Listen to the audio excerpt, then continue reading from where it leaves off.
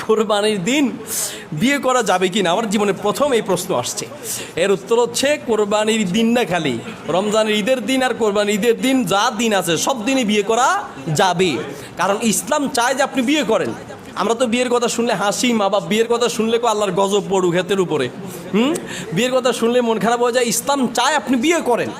ইসলাম বিয়ে করার জন্য উৎসাহ দেওয়া হয়েছে। আপনি দেখেন যে প্রায় হাদিসগুলো উৎসাহমূলক, বিয়ে করো বিয়ে করো, তার মানে বিয়ের খরচ কমায় দাও, বিয়েতে বিয়ের মোরানা তার যোগ্য অনুযায়ী ধরো, এইভাবে বিয়ে করার ক্ষেত্রে উৎসাহ দেওয়া হয়েছে। এবং উৎসাহ দেওয়ার আরেকটা মাধ্যম হচ্ছে বিয়ের জন্য কোনো দিন হারাম করা হয় না। সুবহানাল্লাহ বলেন। রোজা রাখার জন্য হারাম দিন আছে, নিষিদ্ধ দিন আছে। কোন দিন? যেমন কোরবানির দিন, 2 ঈদের দিন রোজা রাখা যাবে, সন্ধ্যের দিন রোজা রাখা যাবে না। তাহলে এই যে ঈদের দিন রোজা রাখা যাবে না, কিন্তু মাগার বিয়ে করা যাবে। সুবহানাল্লাহ। তাহলে ঈদের দিনও বিয়ে করা যাবে। সম্ভব ঈদের দিনে বিয়ে করার অসুবিধা নাই।